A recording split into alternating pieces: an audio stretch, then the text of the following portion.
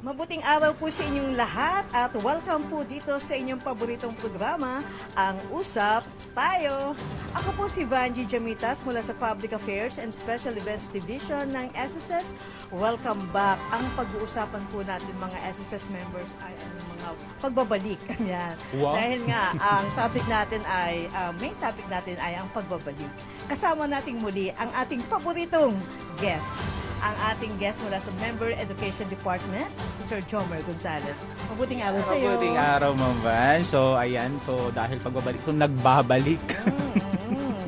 Welcome back. Okay. So, ayan. So, kagaya na nabanggit mo nga, Ma'am Van. So, balikan ng usapan. Diba? So, pero syempre, SSS ang pag-usapan natin dito, ha? So, yung mga miyembro, yung mga dati ng miyembro ng SSS, so, na nagbabalik, diba? Paano ba? Gustong magbalik. Yes. Gusto mag-activate ng membership. So, yan ang pag-uusapan natin ngayon. So, kung may mga katanungan kayo tungkol sa SSS membership nyo, tara pag-usapan natin. Yan, mga SSS members, makisali kayo sa aming talakayan ngayon. Siyempre, mahusay ang ating guest ngayon. So, anything goes. Kung anong mga katanungan nyo, ay naku, kayang-kayang sagutin niya ni Sir Jomer Gonzales. Kumusta ka naman, Sir Jomer? Ito, kakatapos lang nung nung training natin for employer yesterday. So, we have our SSS training for employer members. So, para rin sa mga employer dito sa NCR. And we will be having our last STEM by next month. So, meron po tayo dyan. So, yung mga employers po natin sa Baguio. Ayan. So, we will be having our STEM program dyan sa Baguio. And we will also be having yung Boost program naman next week. So, fly kami going to Davao naman next week naman. So, of course, yung by the way, yung Boost program naman para to sa, ito yung mga seminar natin na kung saan ang audience natin dito is yung mga barangay representative, yung mga organization na meron tayong e-center. Kasi di ba meron na tayong e-center sa barangay, yung mga off-site e-centers natin. So, ititinitrain natin po sila para nang sa ganon, yung mga barangay constituents, yung mga constituents nila, yung mga members ng organization na kung saan meron tayong e-center, sila na mismo yung tutulong, di ba? Igagay nila. Medyo lang. Ay naman. So, hindi lang po ito dahil kagustuhan ko lang mag-pink at favorite color ang pink. But then, because this month, di ba, we're celebrating yung, ano ba ito? Cancer Awareness Month. Yan. Wow. Naman.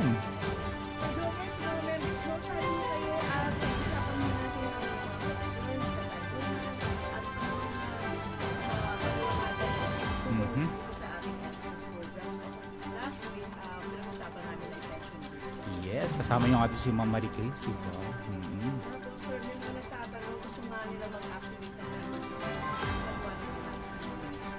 Okay. So, itong pag-activate ng membership natin, sabi nga natin kay SSS, once a member is always a member of SSS. So, hindi ho nawawala yung membership natin kay SSS. So, ang mangyayari lang is, for those na dati ng miyembro ng SSS, may hulog na po kayo, and you wanted to continue, ipagpatuloy yung paghuhulog kay SSS, pwede po yan. So, as a voluntary paying member, okay, ang gagawin lang po natin, wala na tayong fill up na form. Wala na tayong fill up na any form. Ang gagawin lang po natin is from our end, yung ating my.sss account, maglalagin tayo dyan, tapos magge-generate tayo ng payment reference number natin para doon sa contribution na i-remit natin. So, ibig sabihin, bayad ka kagad for voluntary paying member. Ito yung mga separated members. Sabi nga natin, dati na may hulog, ipagpapatuloy lang. So, syempre, next question. Sir, magkano ibabayad magkano? Mamaya, namin? mahal yan, sir. Kasi syempre, binabudget din naman ng mga members yung kanilang mga fans. So, diba? pagdating dyan sa, sa amount of contribution, ang lagi lang nating pinapayo sa ating mga miyembro is, the higher your contributions are, then the higher your benefit will be. Laging naka-anchor yung benefit na pwede nating ma-avail sa contributions din na hinuhulog natin. So, of course, sabi nga natin, mas mataas ang contribution mo, mas maganda. Pero ito rin naman po. Siguraduhin din naman natin na kumbaga religiously nakakapagbayad tayo. Kasi ang hirap naman na ang taas ka na binayad mo, pagkatapos wala kang nahulog after 3 months, masusundan na after 4 months na, di ba? So, kami ang pinapayo natin lagi dyan sa mga miyembro natin, piliin natin yung halaga na kaya nating bayaran, na hindi siya masakit sa bulsa at kaya natin siyang gawin either monthly or quarterly. Okay.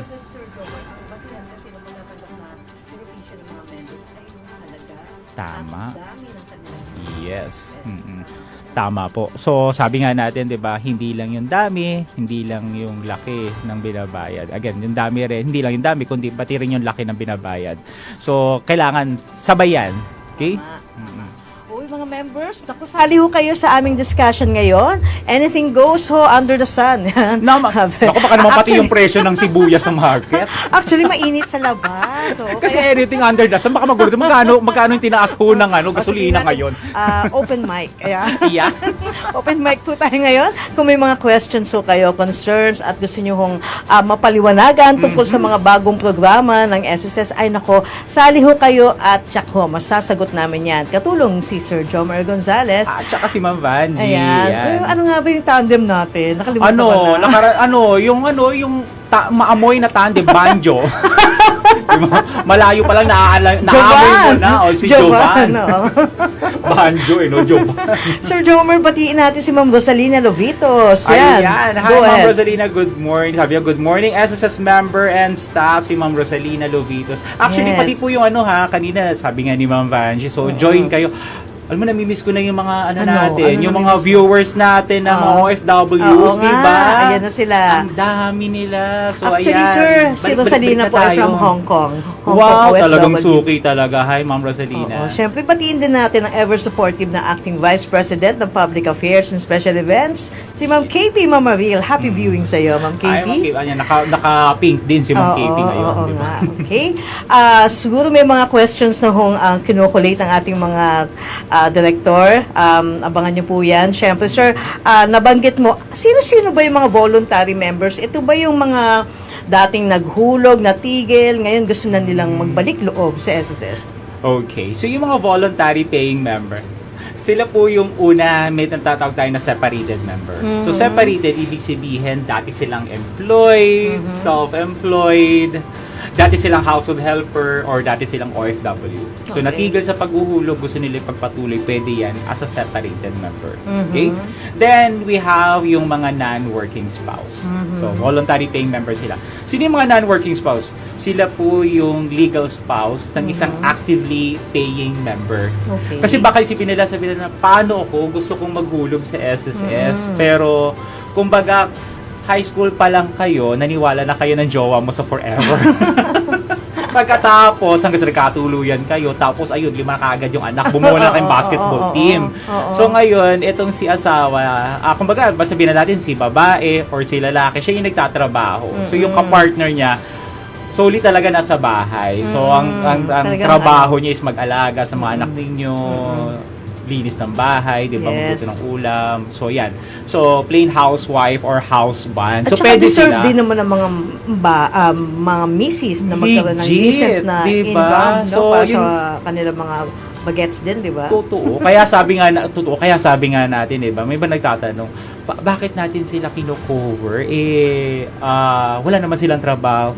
May trabaho po sila. Imagine mo yung trabaho nilang hindi lang nakasarado sa 8 hours, di ba? Imagine mo, pag-gising ng umaga hanggang gabi, hindi sa madaling araw pa, 24 oras. Di ba? Ang masaklap pa dyan, di ba? Walang day off yun, di ba? Ang hirap na trabaho na yon. So, kaya kino-cover din natin sila. Okay? So, magkano yung pwede nilang ihulog? Kalahati po. Yung i-declare nila, sa non-working spouse yan. for the non-working spouse, yung i-declare nilang kita, kalahati po ng kinikita ng asawa nila. Ayun. So, kung yung asawa nila kumikita ng nasa 20,000 pesos, yung i-declare nila, 10,000 pesos. Okay. So, sasabihin naman ng asawa, teka, yung contribution niya, anong benefit ko dyan? Kasi definitely yung panghuhulog niya galing din naman sa akin. So, again, unang mag-asawa po kayo. So, syempre, sino pa ba ang unang-una sa listahan ng beneficiary? Di ba? Kundi ikaw din naman bilang asawa. Tsaka yung anak ninyo. Yes. So, hindi mo lang pinoprotektahan yung sarili mo dahil SSS member ka, kundi ikaw protektado ka rin through baka nangyari double ang may protection mo eh. Kasi pati yung asawa mo, member din ng SSS. At ganun din yung anak ninyo. O, di ba? Yes. Bongga. Lahat sila SSS members. Yes. Sir, bigyan daan natin ang tanong ni Max Tiangco.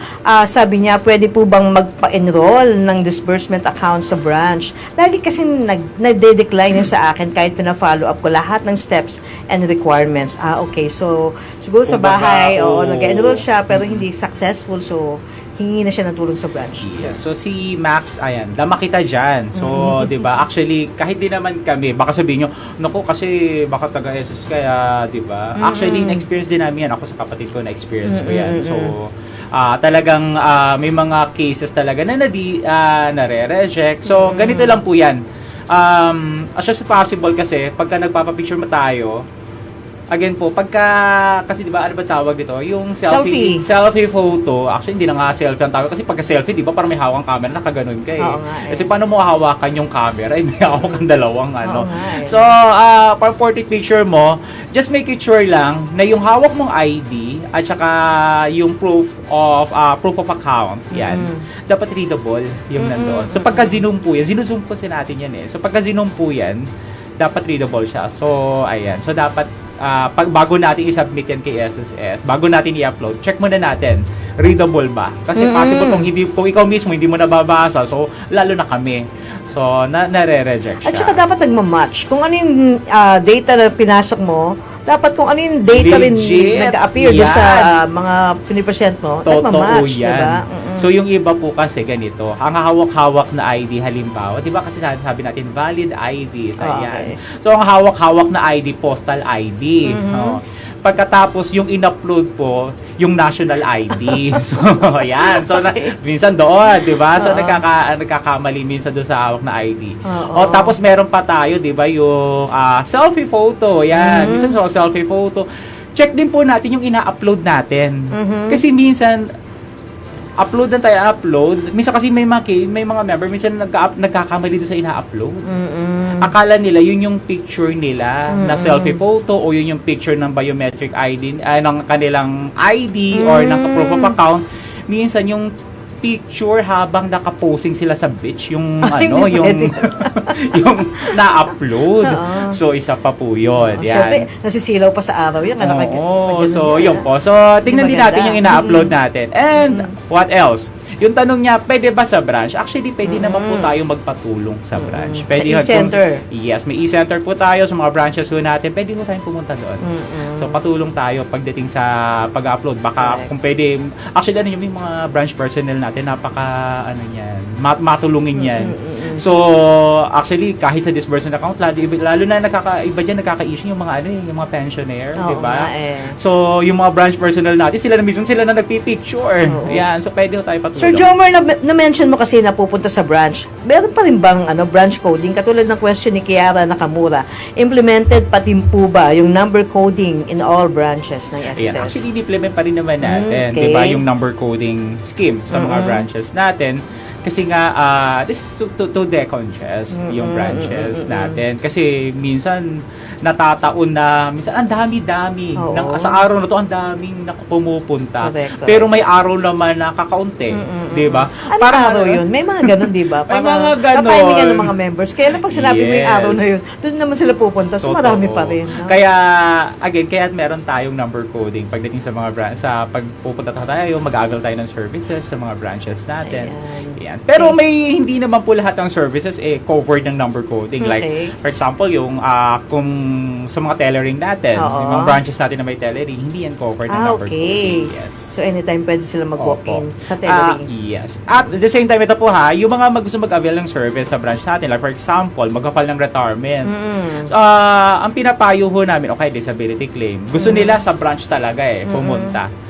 We suggest na i-avail yung appointment system natin. Ayan. So, online yan, di ba? Oo, hindi lang si DFA po ang may appointment. Pati si SSS may appointment na rin. Ayan, mga members, so, i-avail natin yan. Enjoy nyo po yung mga services ng SSS, katulad ng online appointment, syempre pagsunod sa branch coding, no? Okay, sir, may question dito si Andrea, no? Pwede ba daw natin pag-usapan ng condonation? Pwede naman, basta Sir Domer yan. Sir, sige, pakipaliwanag po ang ating condonation ngayon na inaalok at ang educational loan daw po sa hindi makabayad. Okay? Okay. So, yung continuation program natin, tuloy-tuloy pa rin yan. If I'm not mistaken, 2022 pa. Yung ano natin. Kumbaga, ito na ata yung pinakamahaba o hindi. Oo nga Pero eh. mukhang isa na ito sa pinakamahaba, di ba? Kasi wala pang deadline. So, yung ibang mga na problema, gusto mag-avail ng condonation pero wala pang pambayad kasi sa December pa magkakanda Correct. to. Oo. Sige lang po. Ipon-ipon muna, Mag-ipon no? muna. So, yung condonation natin Anong tawag online, ngayon dyan? consolidation of past due Ayun. short-term loan. In short, With condonation pa or consol loan. Yan. Okay. How about yung educational loan daw? Paano yun? Yung sir? educational loan naman natin, Kasama ba yun sa consol loan natin? hindi siya Ayun. kasama. So, kasi mas mahaba kasi ang repayment term natin sa educational loan. So, hindi pa siya kasama dun sa condonation. So, ang kasama dyan sa ating consol loan program, yung mga may past due short-term loan, kagaya ng salary loan, calamity loan, salary loan early renewal, ayan, emergency loan, yan yung mga kasama po dyan. Thank you, Sir Jomer. Naku, mga members, sali ho kayo sa aming discussion ngayon. Napakarami na ho nagtatanong at nakikisali sa ating talakayan, Sir Jomer. No? Katulad ni Josephine Soriano, ang sabi niya, good morning, salamat at ang SSS laging merong usap tayo online. Sana all. Ayan. O, diba? Anong reaction mo dyan? O, sabi nga natin, di ba? Oo. Tara, pag-usapan natin SSS mo. Oo nga. Direct, paggandahan na natin yung mga OFW visit natin sa Wow! attention. Sana to naman, KP. Yeah. yun yung mga masarap ma-invite. Yes, so kasi syempre diba? namimiss tayo ng mga OFW members. Oo, no? taga ang Iba background rin. natin, di ba? Yung Yun, yung mga Merlion, top, no? Merlion, yung Ah. sa Paris. Yeah, Wow. oo. Great Wall of China. Oo. Saan Pero kaya tayo doon? naka-green screen lang naman pala tayo. Okay. Sir Joe, may question dito si Bettina Bernardo. Sabi niya, pwede Ma'am po Bettina. bang maghulog ng SSS kung nahinto ko na yung hulog ko? Ayun. Ayun, di ba? So, ang ganda ng tanong ni Ma'am Bettina, pwede po. Pwede nating ipagpatuloy yan. Again, kung dati na kayo may hulog kay SSS, gusto niyo ipagpatuloy yan, pwede po as a voluntary paying member. So, piliin lang natin, mag-generate lang tayo ng payment reference number doon sa napili nating halaga na ibabayad natin for the month, for the applicable month. Yes. So, for the amount na ibabayad natin, again, dependihan ko ano yung kaya natin na bayaran monthly na hindi masakit sa bulsa natin. Okay? Tama. Actually, marami tayong mga napayuhan na ngayon nagpe-pension na sa SSS. Dati, mga 50 plus, pagpatuloy ko pa ba yung hulog ko? Ayun, nakapakinig ng mga seminars natin, nakinig naman sa payo natin, ngayon nagpe-pension na. O diba, naman napaniwala natin siya. So ito yung mga dapat na paniwalaan nyo, diba? So napaniwala natin siya at ngayon nagpe-pension na sa SSS. Oo nga, diba? congratulations so, walang po. kumbaga, it's never too late. Yes, oo. Walang mahuhuli sa SSS. Tama. Okay? Wala kay Elizabeth Diaz Esteves. Hello po. I'm a member na po at recently working sa Singapore. Hello. Nagtry po ako mag-open ng account online pero bakit di po ako makakreate? Need ko po ba i-update ang details ko? Kami yung email address at cellphone number ko ay bago naman. Lahat. Salamat po. Okay, so yung tanong ni Ma'am Elizabeth, pwede kasi tayong pwede nating i-check. Baka mamaya kasi may account na si Ma'am Elizabeth. May mga cases kasi tayo na si member may account na nakalimutan lang. So akala kasi nila parang hindi po yan kagaya ng FB na pag nakalimutan na natin yung username and password, Create ng bago. oo, create tayo ng Okay. bago, 'di ba? So kay SSS po kasi isang beses lang tayo pwede mag-register. So, Okay. if ever na nakalimutan natin yung username and password, actually, may facility si website para i-retrieve yung nakalimutan natin password. Oo. But, if ever nakalimutan natin yung username, yung password natin, yung email address natin, nakalimutan din natin na yung password. Di ba? So, ayan. Siyempre, unang gagawin natin, inom tayo Memo Plus dyan. Dami natin nakalimutan. O kaya no? isulat nga sa isang Tama, isulat sa papel. Quaderno. Oo, sa kanilang diary. Uso Tama. pa naman yun, di ba? Oo, tapos itago mo lang, Oo. di ba? So, but then again, kung nakalimutan mo na, pwede po kayong mag-request ng account resetting. So, email lang kayo sa usaptayo@sss.gov.ph. Yung usap tayo, USSAPTAYO@sss.gov.ph.